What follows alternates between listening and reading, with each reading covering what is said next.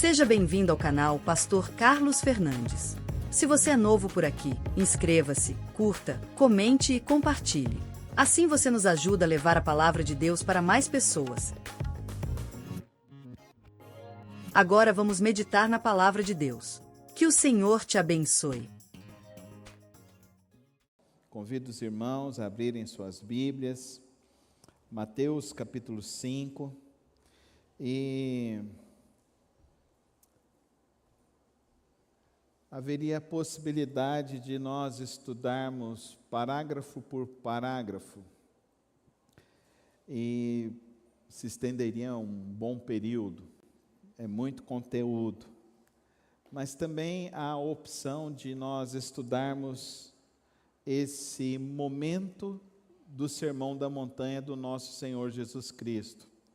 E é essa a minha opção nesse dia, aonde nós vamos agora, nós já vimos Jesus apresentando qual é os valores que aqueles que vão viver o reino de Deus precisam ter em suas vidas, o resultado desses valores, ser sal e luz, como falamos no domingo passado. E hoje eu quero então mostrar para os irmãos qual é o padrão de vida, qual a expectativa que Cristo espera que os seus discípulos desenvolvam com as suas vidas. E nesse sentido, nós precisamos fazer essa leitura. É um pouco extensa, mas ela é extremamente abençoadora e desafiadora para cada um de nós. Então abra a sua Bíblia, permaneça com ela aberta durante todo o estudo, aonde nós estaremos avaliando esse texto e compreendendo alguns ensinos de Cristo Jesus para nós. A partir do verso 17, não pensem que vim revogar a lei ou os profetas. Não vim para revogar, mas para cumprir. Porque em verdade lhes digo, até que o céu e a terra passem, nem um i ou um tio jamais passará da lei, até que tudo se cumpra. Aquele, pois, que desrespeitar um destes mandamentos, ainda que dos menores, e ensinar os outros a fazer o mesmo, será considerado mínimo no reino dos céus. Aquele, porém, que os observar e ensinar, esse será considerado grande no reino dos céus. Porque eu afirmo que se a justiça de vocês não exceder em muito a dos escribas e fariseus, jamais entrarão no reino dos céus. Vocês ouviram o que foi dito aos antigos, não mate, e ainda, quem matar estará sujeito a julgamento. Eu, porém, lhes digo que todo aquele que se irar contra o seu irmão estará sujeito a julgamento. E quem insultar o seu irmão estará sujeito a julgamento do tribunal. E quem o chamar de tolo estará sujeito ao inferno de fogo. Portanto, se você estiver trazendo a sua oferta ao altar, e se lembrar que o seu irmão tem alguma coisa contra você, deixe diante do altar a sua oferta, e vá primeiro reconciliar-se com seu irmão, e então volte e faça a sua oferta. Entre em acordo sem demora com o seu adversário, enquanto você está com ele a caminho, para que o adversário não entregue você ao juiz, o juiz entregue ao oficial de justiça, e você seja jogado na prisão. Em verdade lhe digo que você não sairá dali enquanto não pagar o último centavo. Vocês ouviram que foi dito, não cometa adultério. Eu, porém, lhes digo, todo o que olhar para uma mulher com intenção impura, já cometeu adultério com ela no seu coração. Se o seu olho direito leva você a tropeçar, arranque-o e joga fora, pois é preferível você perder uma parte do seu corpo do que ter o corpo inteiro lançado no inferno. E se a sua mão direita leva você a tropeçar, corte-a e jogue-a fora, pois é preferível você perder uma parte do seu corpo do que o corpo inteiro e ir para o inferno. Também lhe foi dito: aquele que repudiar a sua mulher deve lhe dar uma carta de divórcio. Eu, porém, lhes digo: quem repudiar a sua mulher, exceto em caso de relações sexuais ilícitas, a expõe a se tornar adúltera. E aquele que casar com a repudiada comete adultério. Vocês também ouviram o que foi dito aos antigos: não faça juramento falso, mas cumpra rigorosamente para com o Senhor o que você jurou. Eu, porém, lhes digo: não jurem de modo nenhum, nem pelo céu, por ser o trono de Deus, nem pela terra, por ser o estrado dos seus pés, nem por Jerusalém, por ser a cidade do grande rei. Não jure pela sua cabeça, porque você não pode fazer com que um só cabelo fique branco ou preto. Que a palavra de vocês seja sim, sim, não, não. O que passar disto vem do maligno. Vocês ouviram o que foi dito: olho por olho, dente por dente. Eu, porém, lhes digo: não resistam ao perverso. Se alguém lhe der um tapa na face direita, ofereça também a face esquerda. Se alguém quer processar você e tirar-lhe a túnica, deixe que leve também a capa. Se alguém obrigar você a andar 1 milha, vá com ele 2. Dê a quem lhe pede e não volte as costas ao que lhe pedir emprestado. Vocês ouviram o que foi dito: ame o seu próximo e odeie ao seu inimigo. Eu, porém, lhes digo: amem os seus inimigos, orem pelos que perseguem vocês, para demonstrarem que são filhos do Pai de vocês, que está nos céus. Porque Ele faz o seu sol nascer sobre maus e bons, e vir chuvas sobre justos e injustos. Porque se vocês amam aquele que os amam, que recompensa terão? Os publicanos também não fazem o mesmo? E se saudarem somente os seus irmãos, o que é que estão fazendo demais? Os gentios também não fazem o mesmo? Portanto, sejam perfeitos, como é perfeito o Pai de vocês que está no céu. Senhor, meu Deus e Pai, diante da Tua santa presença, com temor e tremor, lendo a Tua santa palavra, rogo-lhe a Deus o santo entendimento para anunciar, ó Deus, o Teu querer e a Tua vontade para as nossas vidas. Que o Teu Santo Espírito conduza, ó Deus, nossos pensamentos, nossos corações, à compreensão do Teu propósito e da Tua vontade. Fala conosco, ó Pai Celeste. Dá-nos, ó Deus, a Tua direção. É assim que lhe rogo, no precioso nome de Cristo Jesus. Amém e amém. Primeira coisa que nós precisamos dizer logo de início aqui: a lei de Jesus é mais difícil que o decálogo dado a Moisés. O decálogo dado a Moisés é você simplesmente não matar. E a lei de Jesus é você não ter nem a ira dentro do coração. O decálogo de Moisés era não adulterar e não cobiçar. O ensino de Jesus é nem olhar. O decálogo de Moisés, ele falava para nós sobre os juramentos, que não deveríamos fazer imagens, que não deveríamos nos prostrar, que não deveríamos colocar outra coisa diante de Deus. Aqui ele fala que o nosso sim seja sim e o nosso não seja não. E aqui pega todo brasileiro, principalmente os goianos. Porque alguém chega e fala para você assim, vamos fazer tal coisa, aí você fala, vamos, a gente vai marcar, e nunca marca. É o nosso jeitinho, e que a gente às vezes quer que com o nosso jeitinho a gente seja aceito diante de Deus. Jesus nos revela a chave para interpretarmos esse texto a partir do verso 17. O Sermão da Montanha, ele diz para mim e para você, não pensem que vim revogar a lei ou os profetas, não vim para revogar, mas para cumprir.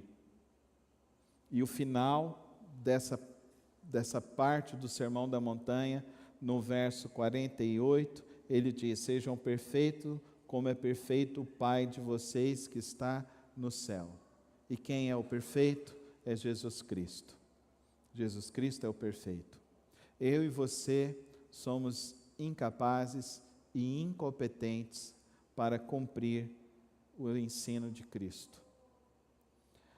O ensino de Cristo, ele é mais duro, ele é mais profundo, porque ele entra no fundo da nossa alma. Ele começa extremamente legalista, e ele termina para provocar em mim e em você a mudança mais radical que um ser humano pode experimentar, a mudança ontológica da sua vida, a mudança do seu ser. Eu e você nascemos no pecado e somos inclinados ao pecado. A lei nos diz isso. A lei nos mostra que somos falhos. O seu filho, quando chega na faixa de 2, 3 anos, ele começa a mentir e ninguém ensinou o seu filho a mentir. A pregação de Jesus no Sermão da Montanha expõe a mim e a você que o existencialismo, ele é falho. Que o humanismo, ele é falho. O único que é perfeito e é possível de perfeição vem do céu e é Jesus Cristo. O Sermão da Montanha revela a mim e a você que a autojustificação é impossível a nós. Por isso que ele logo nos diz aqui, eu afirmo que se a justiça, verso 20, eu afirmo que se a justiça de vocês não exceder em muito a dos escribas e fariseus, jamais entrarão no reino dos céus. A gente gosta muito de falar mal dos fariseus, mas os fariseus são melhores crentes do que muitos de nós. Porque eles verdadeiramente cumprem. Eles verdadeiramente exigem porque eles fazem. E esse é o nosso grande problema, porque a gente sempre tem a tendência a apontar às pessoas o que deveria ser dito e nos esquecemos que ao apontar nós temos 3 que são contra nós. Que é muito fácil nós queremos condenar as pessoas, mas aqui o texto de Jesus está dizendo o seguinte: todos estão condenados. O Sermão da Montanha é uma revelação muito clara de que nós não conseguimos a nossa autojustificação.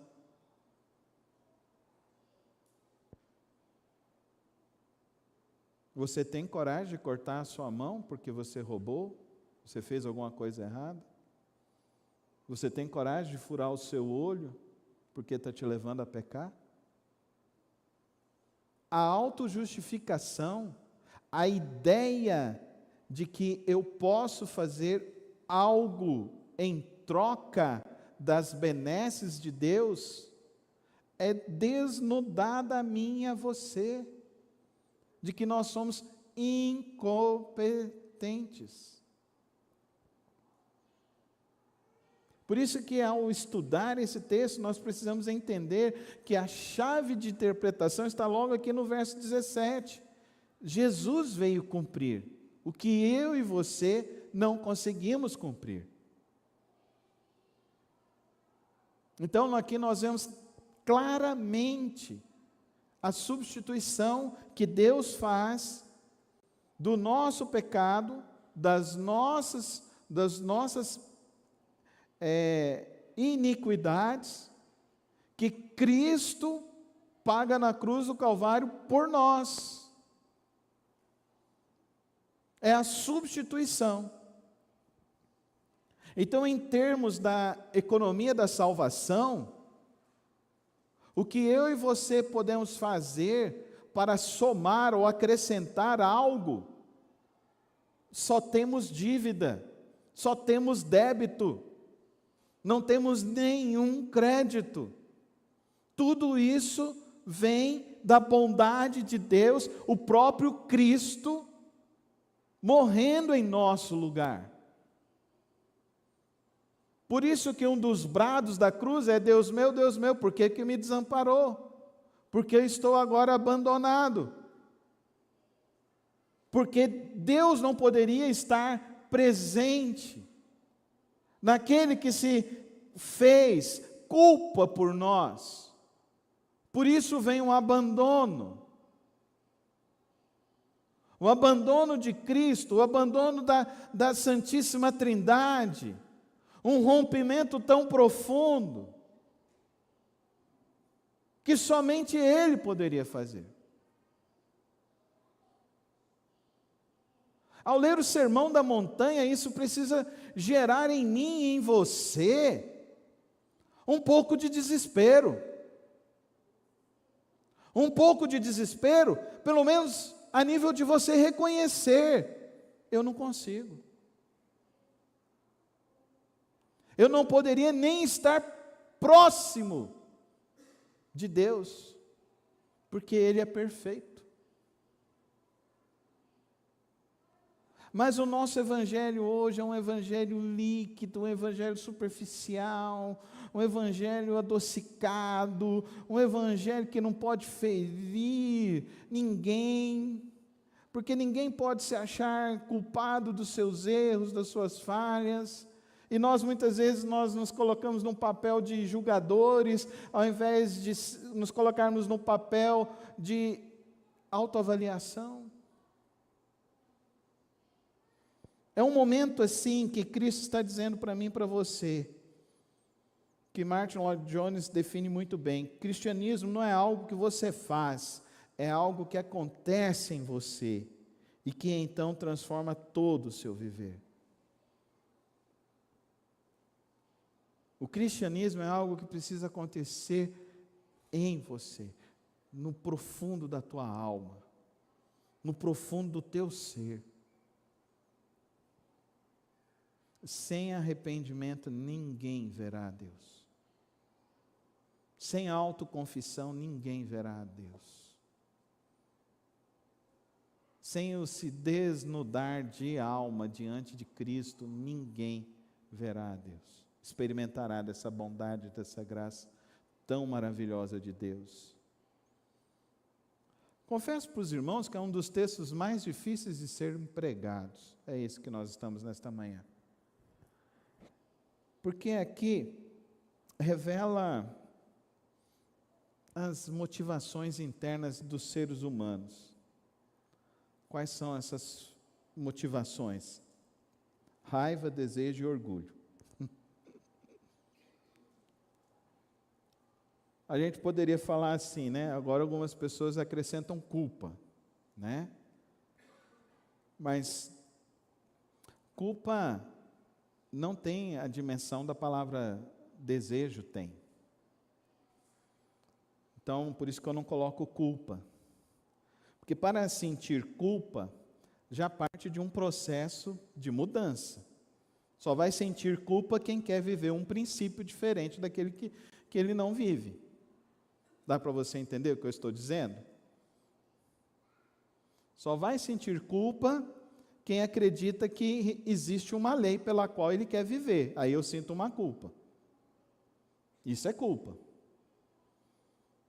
Mas aqui Jesus está falando desses três fatores motivadores: a raiva, o desejo e o nosso orgulho.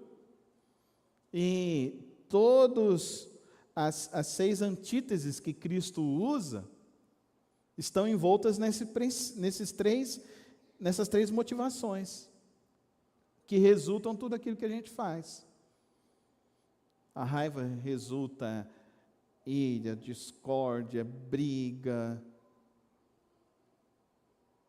divisões, morte. Desejo cai na luxúria, cai na ganância, assim como no orgulho. No orgulho é a fome do poder, a fome da autopromoção. E tudo isso está manchado pelo pecado. Não existe algo, uma fonte de água potável no nosso ser. Não existe isso. Você pode, nesse momento agora da reflexão, chegar e falar assim: não, pastor, eu nasci assim, eu vou viver assim, vou morrer assim. A escolha é sua. A escolha é sua. Eu nasci assim, eu sou assim, e os outros têm que me engolir. A escolha é sua, você tem todo o direito. Aí eu sou bem arminiano mesmo, né? Você tem todo o direito. O livre-arbítrio é seu, de ser o que você quiser ser. Mas eu tenho que te anunciar algo. Isso não vai te levar ao trono da graça de Deus. Isso não te levará ao trono da graça de Deus. Todos os nascidos de mulher, se não passarem pela via crucis do arrependimento e da confissão, não verão a glória de Deus. Não experimentarão a paz que excede todo entendimento. Não fluirão sobre suas vidas as benesses maravilhosas da água viva que Cristo tem para cada um de nós. Ninguém nascido de mulher. Acho que todos aqui nasceram de mulher, né? Por enquanto, né? A gente não sabe. Esse mundo está ficando maluco, né? Tem uns que estão falando coisas aí, mas eu fico sempre com o que a Bíblia diz, né? XX e XY, sempre o que está ali, né? Macho e fêmea, não tem outra coisa. Passou disso, não produz filho, não gera, ninguém nasce. Mas aí essas distorções, essas coisas que a gente lê aqui, e agora a gente precisa entrar nessas antíteses, nessas 6 antíteses que Jesus usa. E ele usa isso de uma maneira veementemente poderosa, porque ele usa essa expressão 6 vezes. Vocês ouviram o que foi dito, mas agora Jesus diz: eu, porém, lhes digo. Jesus encarna a lei. Jesus assume a autoridade da lei. Aquela lei que lá atrás Moisés desceu do monte com as tábuas da lei, Jesus agora diz: eu sou a lei. Ele é a carne encarnada da lei de Deus, para mim e para você. Ele é essa lei agora. E ele fala assim, a primeira antítese: matar. Quem matar estará sujeito a julgamento. E a antítese é: eu, porém, lhes digo, que se você se irar, o assassinar, é a melhor tradução aqui no grego, o assassinar e o irar. Então não basta evitar arrancar o 38 e matar a pessoa. Não, não é isso. Se você já se irou, e quem que não se irou aqui em Goiânia, né, irmãos? No trânsito, principalmente, né? Falar nisso, essa semana foi provação. Foi provação. Estava descendo, levando a Paula para a escola, aí vem um motociclista, ele bate no retrovisor e vai embora. Eu falei: meu Deus, mas que ser desse outro mundo. Antes de eu me irar, Deus mandou um anjo. Um motorista de trás desceu e ele achou o negócio do retrovisor, e está aqui, acho que dá para recuperar. Eu falei, amém, não vou nem esbravejar contra aquele lá, abençoa, Senhor, aquele ser que se apareceu aqui.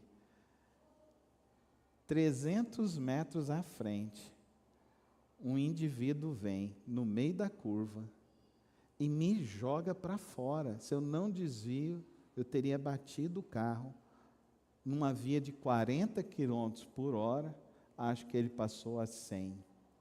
O carro dele estava cantando pneu e ele saiu dançando na nossa frente. Eu pensei, Senhor Jesus, esse aí quer morrer hoje, mas não vai ser comigo nem por mim, porque eu vou pregar domingo de manhã, eu não posso nem me irar como eu gostaria de me irar, Senhor.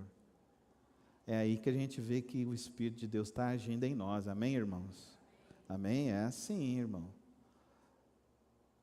Porque o crente faz assim, né? Ou o crente já pega o 38, já desce dando tiro e burdoada no outro. Segunda antítese é o adultério versus desejo, do verso 27 a 30. Olha que coisa interessante isso.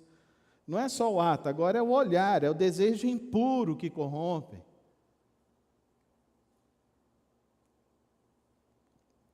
E é interessante sobre o divórcio que ele apresenta, que algumas pessoas falam então que Jesus, ele é totalmente contra o divórcio, mas é ao contrário aqui, ele fala, aquele que repudiar a sua mulher, deve lhe dar uma carta de divórcio.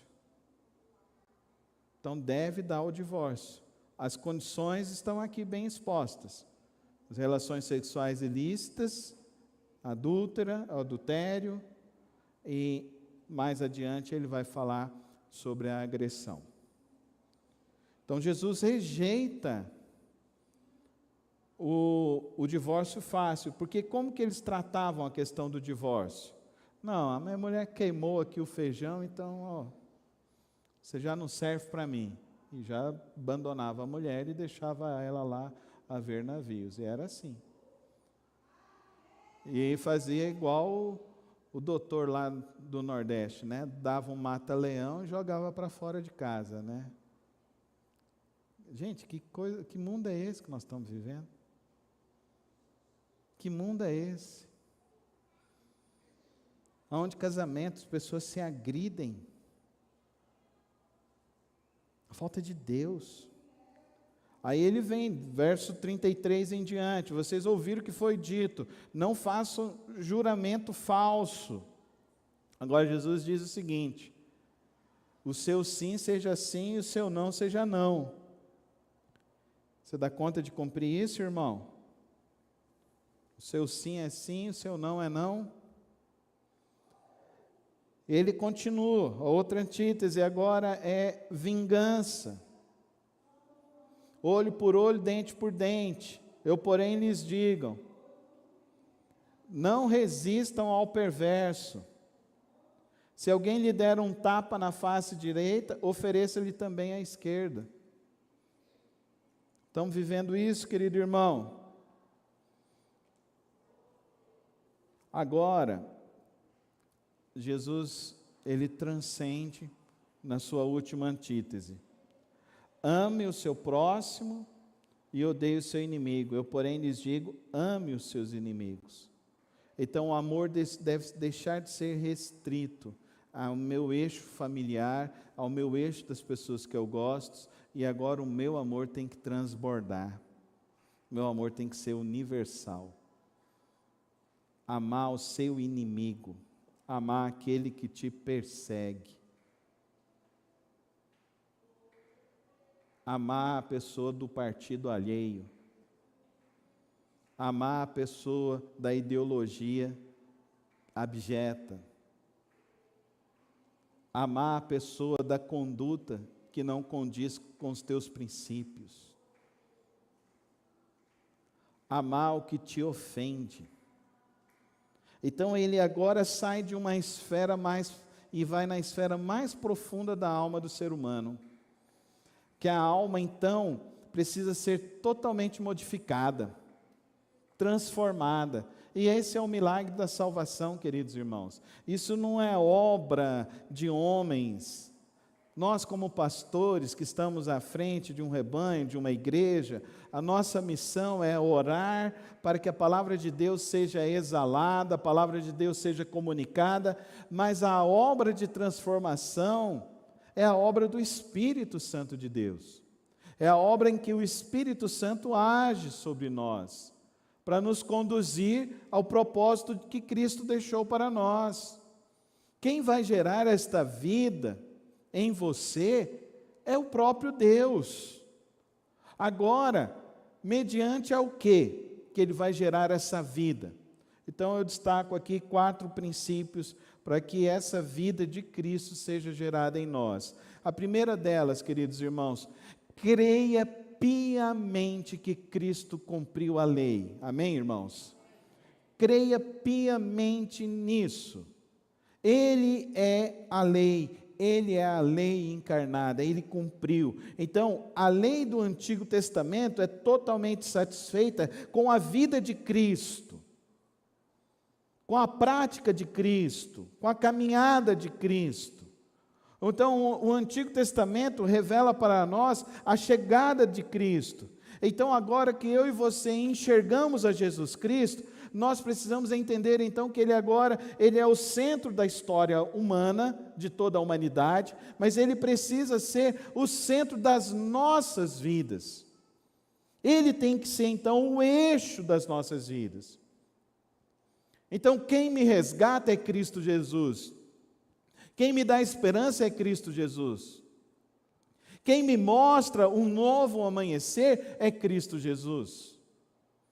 Então Ele cumpre a lei, Ele satisfaz a lei e se revela a mim e a você como sendo então o único caminho para nos aproximar de Deus. A segunda lição que esse texto precisa produzir em mim e você, que a verdadeira justiça começa no coração. Que o reino de Deus não é um reino de aparências. Que o reino de Deus não é um reino da roupa que você usa, da linguagem que você fala. Ao contrário, o reino de Deus é uma experiência que vem do ser. É isso que ele diz para mim. Vocês ouviram o que foi dito aos antigos: não mate, mas eu lhes digo que qualquer que se irá contra o seu irmão será réu de juízo. Então o reino de Deus não começa, não é na sua atitude. O reino de Deus começa antes, precede a sua atitude. O reino de Deus, ele é uma experiência de dentro para fora. O reino de Deus é uma experiência de transformação de mente. Em outras palavras, o reino de Deus, ele vai gerar em você novas conexões na sua mente, na sua consciência, nos seus desejos. A ação poderosa do Espírito Santo é essa. É te transformar. Santidade não é uma imitação de homens, ao contrário. Santidade é fruto de um coração puro. É fruto de alguém que recebeu o consolo de Deus. É fruto daquele bem-aventurado que se consolou em Deus. Então examina o teu coração. Sobre tudo o que se deve guardar, guarde o teu coração. Sobre tudo o que você faz nessa vida, avalie o teu coração. Avalie como está a tua vida. Você realmente já se reconciliou com Deus? Você realmente tem este relacionamento vivo e profundo com Deus, com o Pai Celeste? A terceira conclusão que esse texto me desafia é a pureza. A pureza vai além do olhar. É pureza interior, desejo. O que você mais deseja? Seja sincero. O que você mais deseja na sua vida? O que realmente está aí, lá, como fonte motivadora dos teus dias, do teu trabalho, das coisas que você almeja? Qual é o teu desejo? Qual é o desejo da tua alma? Jesus então está dizendo assim para mim e para você, que o que vem de dentro é uma força poderosa, que só é obtida por meio da graça dele. Essa pureza. Por isso, querido irmão, aquele que está em Cristo, ele é nova criatura. Por isso que aquele que está em Cristo, ele não vive mais para si, mas ele vive para Cristo. Por isso que quando aquele que está em Cristo, ele tem domínio próprio, não é explosivo, não é orgulhoso, mas é manso e humilde como Cristo assim o foi e viveu. Assim, aquele que está em Cristo, ele anseia e anela fazer a vontade do Pai e não a sua própria vontade. Aquele que está em Cristo, então, ele deseja, ele tem fome e sede da vontade do Pai. Querido irmão, eu fico realmente preocupado, porque tem pessoas que não têm saudade de Deus. E eu tenho refletido muito sobre isso, sobre a minha vida. Eu me lembro uma vez que eu fiz um exercício assim, a pessoa pediu para que eu anotasse os 5 momentos mais felizes que eu tive na vida. E eu estava no meio de um grupo, eu escrevi os 5 momentos mais felizes que eu tive na vida, e depois que eu saí daquele local, eu fui embora para casa, eu parei, eu olhei, eu cheguei em casa, eu falei, gente, nenhum desses momentos estava relacionado com Cristo. Se você parasse hoje para escrever o que realmente gerou um impacto tão profundo na tua vida, que gerou a tua felicidade, seria o teu encontro com Cristo, seria a tua experiência com Cristo, seria a visitação do Espírito Santo na tua vida. Ou não, você está vivendo numa ilusão de que este mundo tem alguma coisa boa. O milagre da vida é Cristo em nós. O milagre da vida é Cristo em nós. O que vai transformar o teu viver é Cristo no mais profundo da tua vida. E é isso que vai gerar a expectativa que Cristo tem.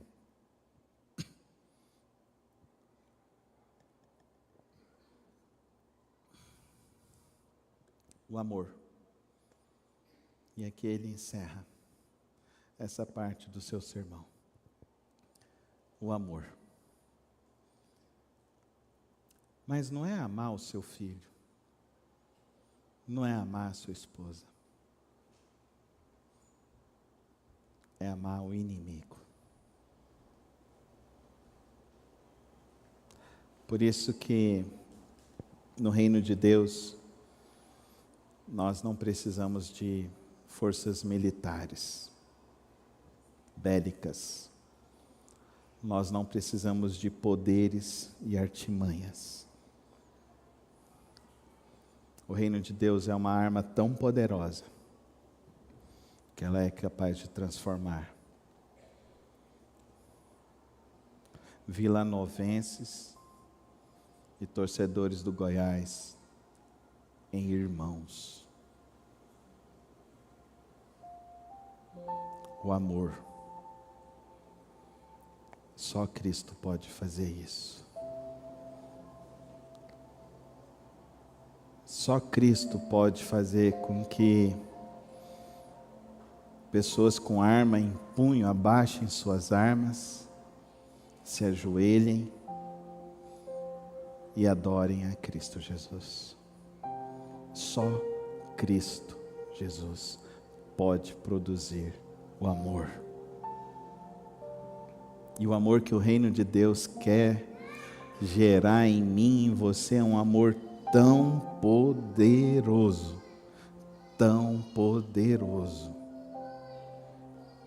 que nos transforma.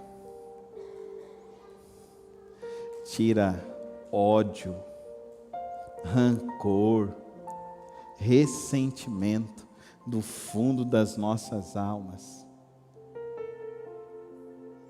e coloca amor. Amor. Jesus vai contar uma parábola que vinha no meio do caminho uma pessoa e ela foi agredida. Passou um sacerdote e a desprezou, aquela pessoa que estava no meio do caminho. Veio o levita, desprezou aquela pessoa que estava no meio do caminho.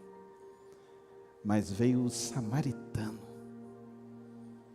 o povo sujo, os criadores de porco,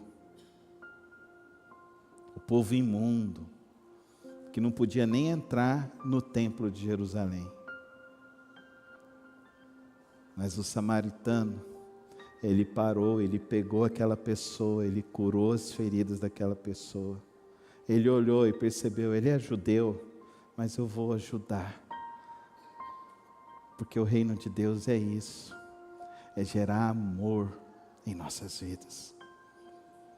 A maior marca do cristianismo, não confunda, não são igrejas cheias e lotadas. A maior marca do cristianismo não são pessoas ricas e prósperas. A maior marca do cristianismo são pessoas que amam sem limites, que abrem mão de seus direitos para amar o próximo e amar o seu inimigo e orar pelo seu inimigo.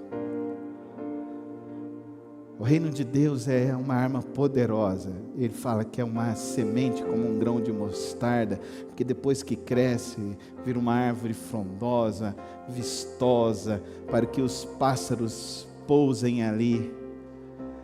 E eu espero do fundo do meu coração e da minha alma que isso seja gerado em nós, que seja gerado a força de Deus, a força do Espírito Santo de Deus, que nos leve a amar, a não sermos pessoas que são religiosas, mas sejam de fato discípulos amados de Cristo Jesus, aonde Cristo reina em nós, aonde Cristo habita em nós e nos conduz a amadurecimento, nos conduz à integridade, nos conduz à capacidade de amar, nos conduz a essa capacidade de vivermos para a glória de Deus, para o reino de Deus,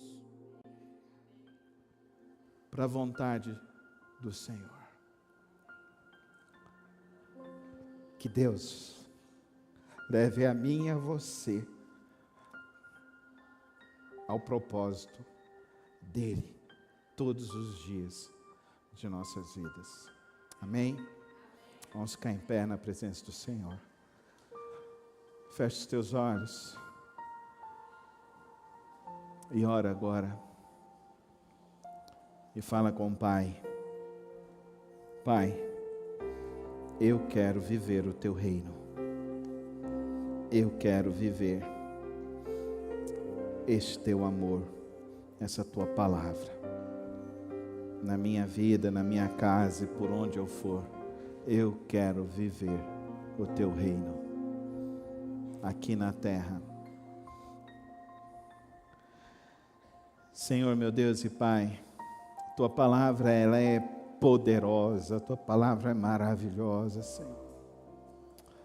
A Tua palavra nos enche de uma esperança tão grande, ó Pai. A Tua palavra, ó Deus, nos desafia tão profundamente, Senhor. E por isso eu rogo nesta hora que o Teu Santo Espírito gere em nós este Teu reino, Cristo em nós, a razão da nossa vida, do nosso existir. E que, ó Deus, essa vida nos encha de profunda compaixão, nos encha de profundo amor, Senhor. Pai, aqueles que estão carregando, ó Deus, traumas, que estão carregando, ó Deus, sede de vingança, aqueles, ó Deus, que estão, ó Deus, até na cegueira da vida, presos, ó Deus, em orgulhos, presos, ó Deus, em raivas, aqueles, ó Deus, que precisam experimentar deste Teu rio de água viva, Senhor, que hoje tomem essa decisão de Te seguir e Te amar todos os dias, e que Teu Santo Espírito nos conduza a esta Tua vontade, hoje e para sempre. Amém. Amém. Obrigado por ter acompanhado mais uma das reflexões do nosso canal. Não se esqueça de se inscrever e ativar as notificações aqui no canal. Tem vídeos novos todas as semanas e o podcast na quarta-feira. Que o Senhor te abençoe e te guarde. Até o próximo vídeo.